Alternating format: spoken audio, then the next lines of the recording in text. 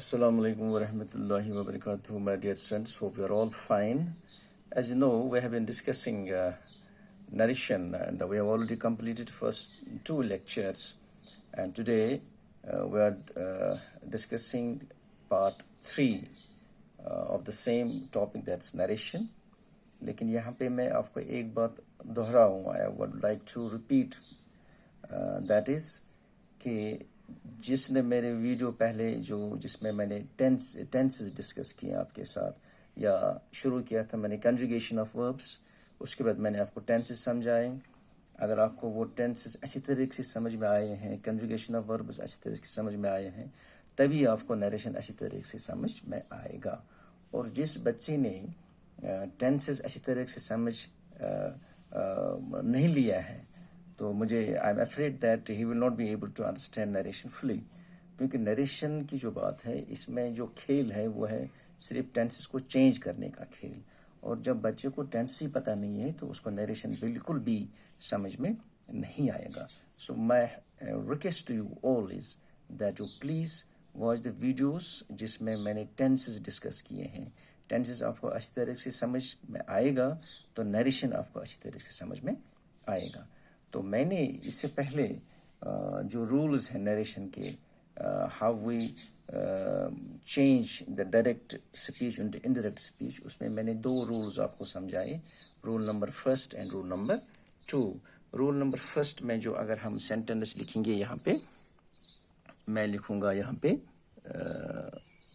He says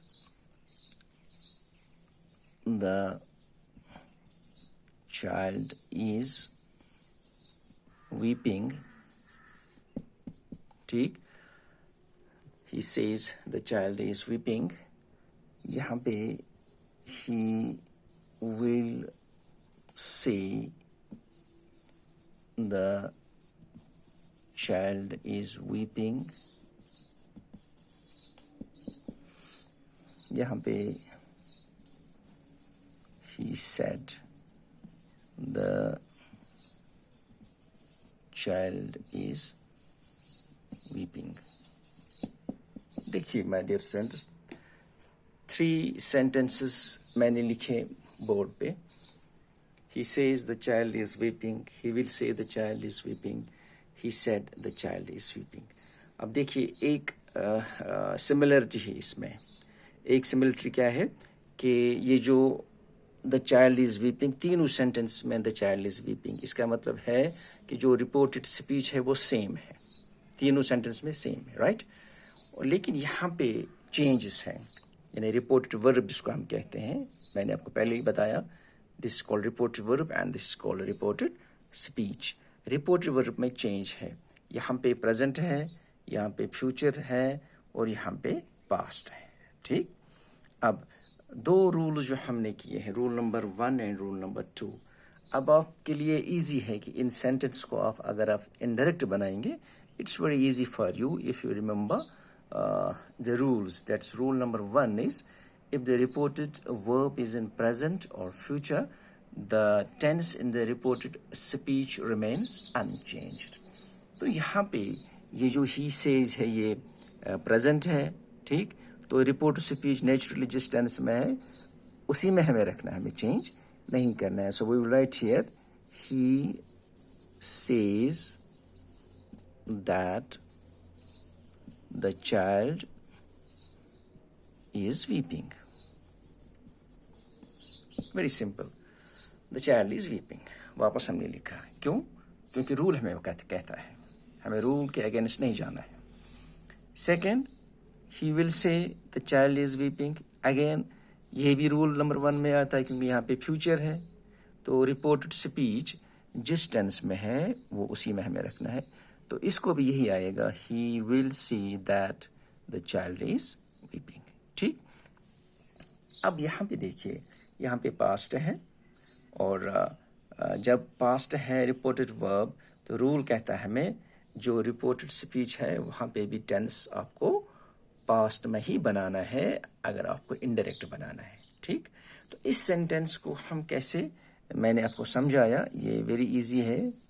he said that the child was weeping. Very simple. ठीक. So ये मैं अब सिर्फ आपको रिकॉल कर रहा हूँ, मैं रिकॉल करने की कोशिश कर रहा हूँ कि रूल जो नरेशन के हैं, एक rule, first rule, if the reported verb is in present or future, the tense in the reported speech remains unchanged. And now rule number 2, if the reported verb is in past, the tense in the reported speech is also changed in the past, जब हम इसको indirect बनाएंगे. लेकिन थोड़ा जो rule number 2 है, इसमें हमें किसी जगह रूल अप्लाई नहीं करना है, और that's called exception. Exception to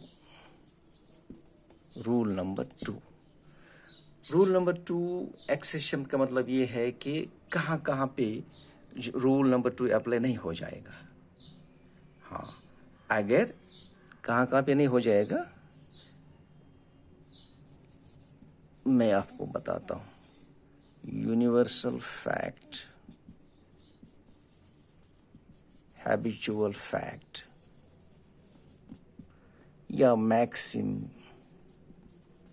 जिसको हम वाइज सेइंग्स कहते हैं, और भी कुछ है, लेकिन आपके लिए वो that will be very difficult for you to understand. But लेकिन here exception to rule number 2 का मतलब ये है कि जब हमें रूल नंबर 2 अप्लाई करना है, यानी रूल नंबर 2 कहता है if the reported verb is in past, यहाँ पे ही सेड, अगर पास्ट है रिपोर्टेड वर्ब, ठीक, रूल कहता है मैं रिपोर्टेड स्पीच भी आप पास्ट में बनाओ, लेकिन यहाँ पे कहता है कि अगर रिपोर्टेड स्पीच ये चीज़ें दिखाता है, यूनिवर्सल फैक्ट कुदरती जो है, हैबिचुअल फैक्ट जिसकी आदत होती है, और मैक्सिम का मतलब है वाइज सेइंग, कोई सबक आमोज बात, कोई सबक आमोज कोट्स, ठीक, तो कहावत से हम कहते हैं. तो जब रिपोर्टेड स्पीच में वो चीज़ें हों और यहाँ से रिपोर्टेड वर्ब पास्ट में है, तो वहाँ पे हमें रूल नंबर 2 अप्लाई नहीं करना है. मैं आपको बताऊँगा कैसे. He said,